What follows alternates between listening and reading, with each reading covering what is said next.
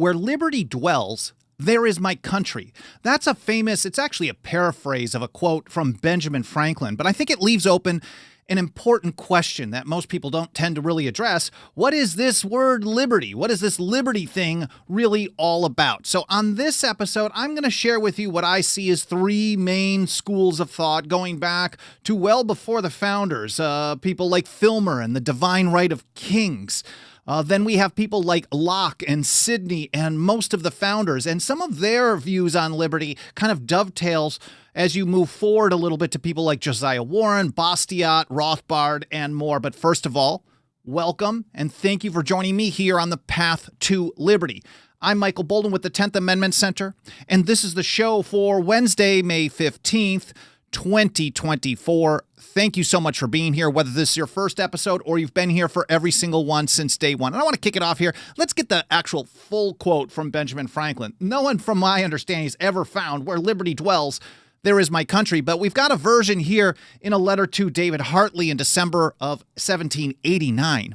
God grant that not only the love of liberty, but a thorough knowledge of the rights of man may pervade all the nations of the earth, so that a philosopher may set his foot anywhere on its surface and say, "This is my country." So as long as there's a love of liberty and a knowledge of the rights of humankind, of man, then you're going to have a flourishing free state, and therefore your country is everywhere. That's Benjamin Franklin's view. But let's go back, all the way back to the 17th century, and a guy named Robert Filmer. You probably have never heard the name. We don't get taught this stuff in school, but maybe you have.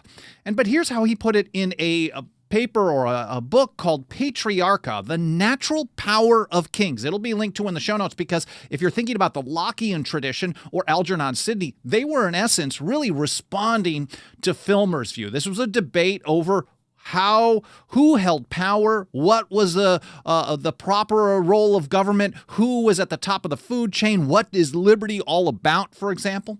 And Filmer put it this way: the greatest liberty in the world, if it be duly considered, is for a people to live under a monarch. I think that just says it all right there. He's supporting the divine right of kings, and he's saying, as long as you can live under someone who's in charge, everything's cool. You may not like all the results, but it's better than living in the laws of nature, because then you're going to have no liberty. That's what he says. He said, it is the Magna Charta of this kingdom, and all other shows or pretexts of liberty are but several degrees of slavery, and a liberty only to destroy liberty. So liberty to just do whatever you want. There's no such thing as the non-aggression principle at that time, which we'll get to in a little bit. But he's talking about the divine right of kings. He's making the case that actual liberty is a total absence of rules. So really, the greatest liberty you can get is to live under a strong man, someone who can force you to be more free, and otherwise you're going to have total chaos and slavery and no liberty at all. And people like Algernon Sidney, who wrote Discourses Concerning Government, rejecting this mentality, was killed, put to death for merely writing the book. He never published it. It was published after his death. And so when the founding generation learned about it, they thought he was a hero, a martyr to the cause of freedom, because he just was writing and sharing his thoughts in his own home. But here's how Sidney put it in response. He says, liberty solely consists in an independency upon the will of another. So we see flares of pure individual rights here already. Here, he wrote this, I think, around 1680. He said, but there is more than ordinary extravagance in his assertion, talking about Filmer here, that the greatest liberty in the world for a people to live under a monarch. He said, when his whole book is to prove that this monarch hath his right from God and nature, is endowed with an unlimited power of doing what he please, and can be restrained by no law. Because if the monarch has a divine right to rule over the people, and it can be hereditary, however it may be passed on, but that person can do no wrong. And still, this is the view of the people this was a very common view of the people, or at least of the people in power, this was a state of liberty. But he said, Sidney put it this way, if it to be liberty to live under such a government, I desire to know what is slavery. So unlimited power, of course, is a definition of political slavery to people that the founders learned from. And we see how some of them, like Thomas Paine, cited this type of thing as well. He said, Britain, this is in the American Crisis in December of 1776. It's the one that starts out with, "These are the times that try men's souls." He's saying, push on, because no matter what they offer you, they're still claiming unlimited power. Britain, with an army to enforce her tyranny, has declared that she has a right not only to tax, but to bind us in all cases whatsoever. And Paine writes, if being bound in that manner is not slavery, then there is not such a thing as slavery upon earth. Really just channeling Algernon Sidney. I'm certain Paine had read his work at that point. He said, even the expression is impious, for so unlimited a power can belong only to God. But anyways, back to the founder's recipe, as my friend Joe Wolverton calls it. We're going to look at John Locke here, who also wrote responses, was debating with Robert Filmer and this notion that liberty is to live under a strong man, a king with unlimited power, and you just got to be lucky, and hopefully you can convince them and petition that guy to do stuff that you like. And here he is in a section of his 2 treatises called Of Slavery. This will be linked to in the show notes, of course. He said, the natural liberty of man is to be free from any superior power on earth. That's the natural state of humanity to Locke. And not to be under the will or legislative authority of man, but to have only the law of nature for his rule. So to Filmer, living in the law of nature and being able to live in a society without government means you can't have any rules. People won't organically create rules and learn how to live peacefully and freely amongst each other. So all you'll have is slavery and destruction. That's why he believed in the strongman. But Locke is saying, well, yes, this is the law of nature. I agree with you that there is no rule over others in the law of nature. But Locke takes it a different approach. He's kind of halfway there to what we can probably see as individual liberty today. He said the liberty of man in society, so there's a qualifier, is to be under no other legislative power but that established by consent in the Commonwealth, nor under the dominion of any will or restraint of any law, but what that legislative shall enact according to the trust put in it. This is the foundation of the constitutionalism of the founding generation, the old revolutionaries. Basically, you have a choice between unlimited power of one dude or a handful of people and a divine right of the king to keep ruling and his heirs to keep ruling versus the right of the people to have their own local self-government, make their own choices. Now, again, you may not like the results, and you may have a bit of a trade-off there to get that system, but at least you don't live under the divine right of kings. That's Locke's view there. He goes on. He said, freedom is not what Sir Robert Filmer tells us, again, citing the same thing. A liberty for everyone to do what he lists, to live as he pleases, and not to be tied by any laws. Of course, that's the scare tactic against the ideas that you're not going to have government protect you in one thing or another. And even if you believe that there's a proper role for government in one area or not, generally it's sold on a notion of fear. Without government, then people are going to be at each other's throats. I think of this all the time when I get a chance to watch some TV shows late at night, and there's all these kind of dystopian situations. And to me, the message is basically, in all these shows, if we're thinking about the manipulation of media in the society, they're all telling us that without government, everyone's out to kill each other. And it's only through government that we can be safe. And that's basically the Filmer approach. You need a strong man to protect you. And Locke is saying, well, no, that's not what it is. And we'll see a further developed view on this later on as well. He said, but instead, this is freedom of men under government is to have a standing rule to live by, common to every one of that society, and made by the legislative power erected in it, a liberty to follow my own will in all things, where the rule prescribes not, and not to be subject to the inconstant, uncertain, unknown, arbitrary will of another man. So in other words, to live in a society where the people are the top of the food chain as far as power goes, and that if there's going to be government rules, everyone knows what they are, and there's a system for how they're changed, rather than the divine right of a king to change them as they want to. Now, in many ways, even though we have a little bit of the Lockean system kind of on the surface here today, in essence, we live in a system where It really is, even though it's hundreds of people doing it, maybe in some ways there's thousands if we count the whole deep state. Today, we really live under this divine right of kings approach, this idea of unlimited arbitrary power. We live under the largest government in the history of the world. If that's not unlimited power, we're getting pretty close to it. But certainly, the way that people treat the government today is that the federal government determines what the federal government is authorized to do. And if you don't like what the federal government does, you get to ask part of the federal government to tell another part of the federal government that the federal government shouldn't have been doing what the federal government was doing all along. To me, really, when I look at this is not much different than the divine right of kings approach. It's unlimited arbitrary power, and you're basically at the will, the mercy of the people who pull the strings, the people in power, the people with the most guns, really, the most firepower to basically do what you want them to do. And that hasn't played out too well. But anyways, that was Locke here. Let's look a little further at this.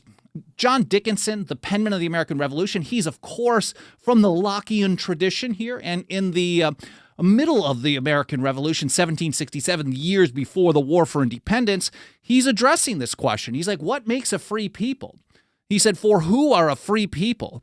Not those over whom government is reasonable and equitably exercised, but those who live under a government so constitutionally checked and controlled that proper provision is made against its being otherwise exercised.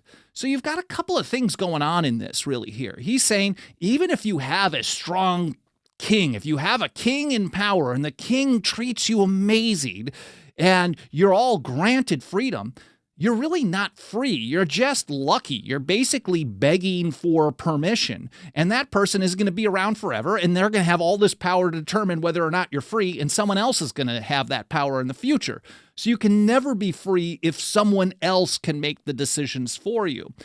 But for Dickinson, and of course through the founders and then going back to Locke and Sidney, the notion of what makes you have the ability to have freedom is not a pure liberty society, but a society where the people in power are kept within certain limits. Now, what those limits are is going to depend from peoples to peoples, from society to society, from nation to nation possibly. One nation may think this is freedom and another may think something else is freedom, and they're going to make rules, and government is supposed to go beyond that, and you at least have freedom as long as government can be within the rules of the system. That's the founding generation view.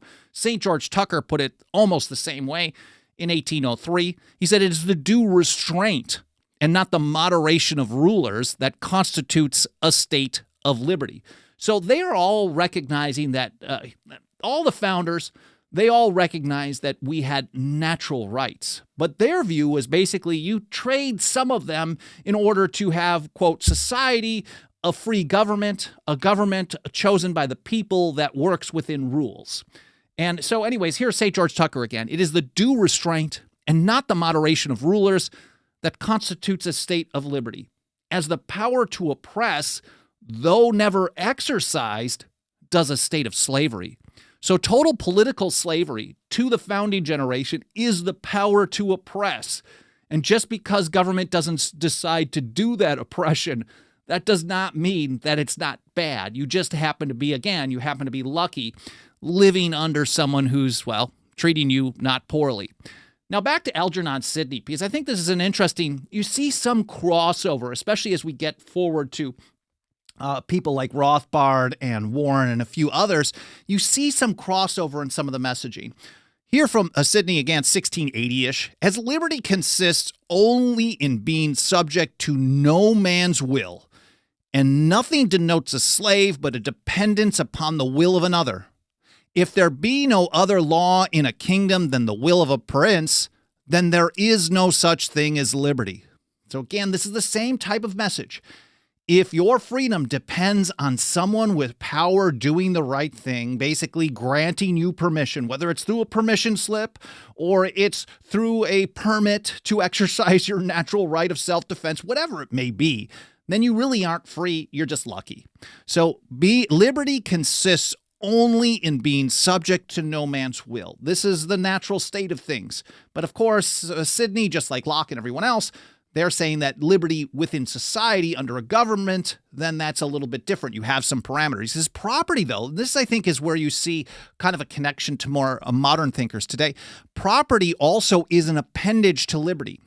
And 'tis as impossible for a man to have a right to lands or goods if he has no liberty. Now, many of the founding generation also saw the close connection between property rights and being able to exercise your natural rights, being able to protect your liberty. They saw a very close connection between this. And we see quote after quote after quote, whether it's John Jay or James Otis or here from Samuel Adams, who in The Rights of the Colonists in 1772 put it this way: what liberty can there be where property is taken away without consent? So they're seeing a connection between property and liberty. And I think some thinkers today see property rights as liberty and vice versa. And James Madison, I think, is the closest to that from the founding generation. I did an episode on this, which I'll pull up in just a moment here. But writing in 1792, he wrote an essay called Property. And he made the case that not only do you have a right to property, but you also have a property, an ownership in your rights. And I think this is a very radical case, very obscure from the time, but very radical, at least for 1792. And Madison summed it up like this: in a word, as a man is said to have a right to his property, he may be equally said to have a property in his rights. So if you have a right to self-ownership, to decide what you're going to ingest, what you're going to eat, how you're going to treat yourself, if you have a right to free expression, free thoughts, you own that. And so then the basis for Madison, he's seen the basis as being a self-ownership of property rights. And of course, I mentioned the episode, property rights are the foundation of all the rest. I did that last October. That'll be linked to in the show notes over at 10thamendmentcenter.com/path to liberty. And while I'm mentioning that, I want to say thank you to Alan Mosley, who does organize all of the episodes, all the blog posts for every single episode. He puts together all the links that are in my show notes document. And then he also includes all the different links to the various platforms we live stream on, we archive videos on. We also have the audio-only podcast edition. And then I'll get it published a couple hours later over at 10thamendmentcenter.com/path to liberty. And I do want to take a quick moment and say hello to everyone out in the live chat. There's Alan Mosley. Hey, that's me. Alan Howard says, Alan is a champ. Absolutely. We're very grateful for him. 6-year anniversary of his live. Is it 6 years? Tell everybody in the chat. You should post a link to your event this weekend, Alan. There's Bastiat and Sparrow Dynamics, Haji, Kirk, Rights Are Not Tradition, Brewster, and a few others. I appreciate you being here. Let me check over on Rumble, see if I can get this pulled up. There's Gypsy Magic, Brewster again, Dennis Marburger, Render, and a number of others. Thank you all for being here, whether it's live or in the archive, whether it's your first episode or you've been here for every single one since day one. Again, 10thamendmentcenter.com/path to liberty is where you're going to find the blog post for this episode after Alan and I get that all ready to roll later today. But we're talking about property rights. And I think if we're talking about liberty and property rights as a foundation or connected, we have to look at Murray Rothbard. If we're looking in more modern times, here he is in The Ethics of Liberty. I'll have the full ebook, which is available from the Mises Institute. You can get a PDF of that, download it, and read it online for free. And here's how Rothbard put it. The regime, it's not really different than what Locke called liberty in the state of nature, or Sidney, for example. We don't see much difference at all. It's just that I think Rothbard rejects the idea that you can narrow that down and trade in some of your liberty in order to protect the other parts of your liberty. Anyways, the regime of pure liberty, the libertarian society, may be described as a society where no ownership titles are distributed, where, in short, no man's property in his persons or intangibles is molested, violated, or interfered with by anyone else. He said, but this means that absolute freedom in the social sense can be enjoyed not only in an isolated Crusoe incident, but by every man in society. So he's making the case that this is what a free society is all about. But if you see the connection with Madison's thought on this, Madison certainly was no radical, especially in comparison. He wanted his original plan for government. The Virginia Plan is what they call it, the Philadelphia Convention. He specifically wanted the federal government to have power over the states in all cases whatsoever. He literally was proposing a similar system to what they complained about against the British. So there was a little bit of cognitive dissonance there, maybe, but he did recognize that you have to have ownership of yourself in order to be able to exercise your natural rights. And we see something similar here from Rothbard, where you have to have property in your person or in your tangibles. Here from Cato's letter number 62, this is Thomas Gordon back in 1722. I think as far as non-legal publications, I think Cato's letters were found to be the second most common series of publications in the American colonies during the Revolution. I'm not sure if that's correct or not, but it was very, very popular. But here's how Thomas Gordon put it. Liberty is to live upon one's own terms.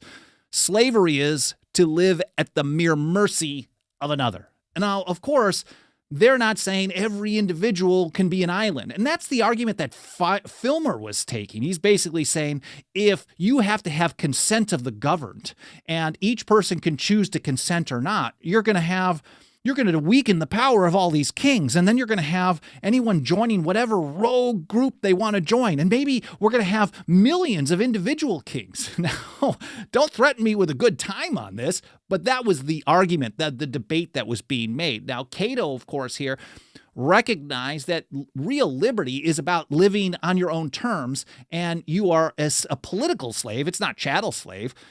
But you're a slave to others if you have to do things according to the will of others. But then they were okay with it being kind of collectivized as long as society, whatever you lived in, was making choices about those rules. As long as you knew what those rules were and you could change them, then everything was cool. Now, we can jump a little bit forward to a little bit more radical take on this, and I think this is the pure individual rights lining up with what we call the non-aggression principle in more modern times. And we can look at Josiah Warren in his Equitable Commerce for kind of a precursor to this. He says, what is liberty? He said he asked a question. He said, I think this is worth reading some of this. Who will allow me to define it for him and agree beforehand to square his life by my definition? Especially if we're thinking about definitions of liberty, Warren is recognizing that, other people might have definitions. And if someone is going to make the definition for you, who's going to agree to that? That's absurd. Who does not wish to see it first and sit in judgment on it and decide for himself as to its propriety? So we all have to think for ourselves. And he expands this a little further and ends up with this.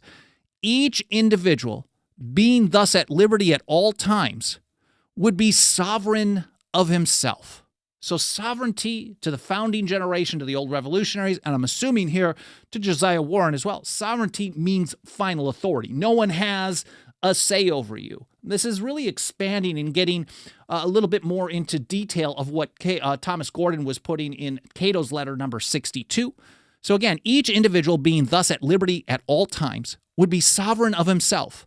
No greater amount of liberty can be conceived. Any less would not be liberty. So he's rejecting you. If you see kind of the progression of the arguments here, you get the argument between Filmer and then Locke and Sidney, and then leading to the founders. The debate was, liberty was to have someone rule over you. And then, no, it has to be, freedom within rules of society that we can consent to. Then it's rejecting the idea that you can consent to, having less liberty, giving up liberty and still being free with people like Josiah Warren, because anything less than total sovereignty over yourself to people like Warren is not liberty. He said liberty defined and limited by others is slavery.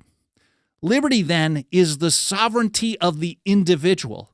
And never shall man know liberty until each and every individual is acknowledged to be the only legitimate sovereign of his or her person, time, and property, each living and acting at his own cost. I thought that was really interesting. Acting at his own cost. That's from a paper called Equitable Commerce in 1852.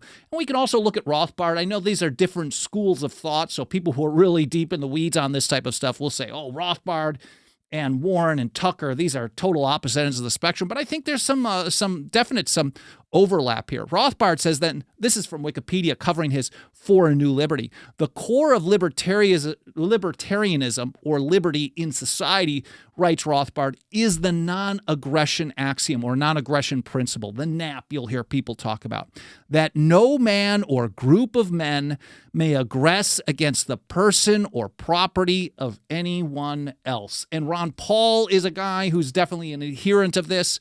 He says liberty, and this is from the Mises Institute, a publication, Liberty Defined. Again, this will be linked to in the show notes, 10thamendmentcenter.com/path-to-liberty.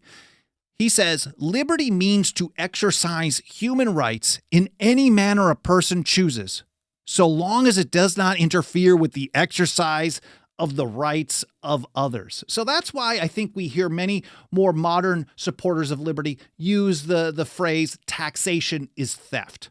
And of course, we can go back to Lysander Spooner. We can even look at John Taylor of Caroline, who rejected the idea that just because the way he put it was taxation is not liberty. He did not say taxation is theft, but we also saw other founders like Benjamin Franklin, Thomas Jefferson, see that taxation could be used as a tool of plunder. That doesn't mean they opposed it in every situation, so we can see how this has progressed over the years. So Ron Paul is saying, you can do whatever you want with your person or property as long as it does not interfere with other people exercising their, well, not do whatever you want. I think I'm probably going a little too broad there. I think Bastiat does a much better job than I could on this. What is liberty? And what is liberty, whose very name makes the heart beat faster and shakes the world? I think that's an awesome way to put it. Bastiat was such a great writer. Is it not the union of all liberties? Liberty of conscience, of education, of association, of the press, of travel, of labor, of trade. In short, writes Bastiat, is not liberty the freedom of every person to make full use of his faculties, so long as he does not harm other persons while doing so? This is really what you see. It's a precursor, an early version of this non-aggression principle. And we can actually look at the founders. I think the founders, I think they understood some of these principles, even though they did not put them, they didn't even try to put them fully into practice. It was very much a qualified situation, but we can find many isolated quotes where we can see things that are very similar. And maybe they didn't grasp or didn't believe that things, more freedom could be possible. But anyways, liberty is the freedom of every person to make full use of his faculties, so long as he does not harm other persons while doing so. That's the Bastiat view. Is not liberty the destruction of all despotism, including, of course, legal despotism? Because for Bastiat, he saw that the law was often used to plunder. Legal plunder is what he called it. Finally, is not liberty the restricting of the law only to its rational sphere of organizing the right of the individual to lawful self-defense and of punishing injustice? That'll be linked to in the show notes so you can read it in full in context on your own time. The law is a very easy, very, very powerful read, very quick one. But if we're looking at this kind of non-aggression principle view of things, I think we can also look back at Thomas Jefferson. Here he's in a letter to Isaac Tiffany in 1819. In some ways, Jefferson was terrible, but in other ways, just like all of us, in some ways I'm terrible, in some ways I'm sure I'm pretty awesome. But in some ways, he was really, really radical, even amongst his peers. And here's how he put it in 1819. Of liberty, then, I would say that in the whole plenitude of its extent, it is unobstructed action according to our will. But rightful liberty is unobstructed action according to our will, within the limits drawn around us by the equal rights of others. I don't see much difference between Jefferson's understanding of rightful liberty and Bastiat, Ron Paul, Josiah Warren, Murray Rothbard with non-aggression principle takes on liberty. Now, Jefferson takes it a little further. He said, I do not add within the limits of the law, because law is often but the tyrant's will, and always so when it violates the rights of the individual. In short, I think we have a progression of really three views on liberty that I'm covering here today, or I've covered here today. One, liberty is the right to be ruled rather than living in a state of nature.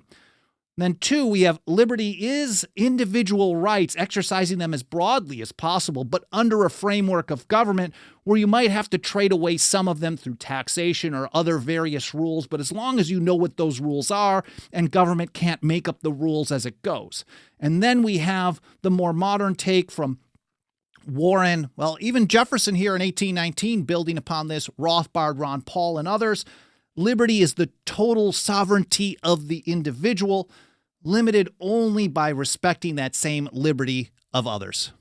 Well, I hope you guys found this interesting and educational. More important than anything, I hope you learned something. If you want to help us reach and teach more people with these essential foundational principles, nothing helps us do this work more every single day, more than the financial faith and support of our members. Any consideration you can give to joining us today over at 10thamendmentcenter.com/members, I'd be very grateful. We've got, they start out pretty cheap, $2 a month, so a couple of bucks of that dirty government fiat if you want to sign up for a monthly version. We also have annual, 5-year, and lifetime options. Or you can go over to 10thamendmentcenter.com/donate if you want to just make a one-time contribution without signing up as a member. Whatever works for you. I'm very grateful for any consideration you can give to joining us today. I'll take a look over in the chat a little bit later on. I see a lot of back and forth with Bastiat, great screen name, and Sparrow and Rights Are Not Tradition, etc. So I appreciate you being here. I get a lot of ideas for future episodes from your comments, whether it's live or in the archive. Of course, leaving reviews on Apple Podcasts, smashing like buttons, sharing links, etc. All these things can trigger the algorithms, especially the mainstream platforms, and tell them to show us to more people. Again, I appreciate you being here. Thank you so much for watching or listening to the show. I hope you have an awesome day, and I hope to see you next time here on the Path to Liberty.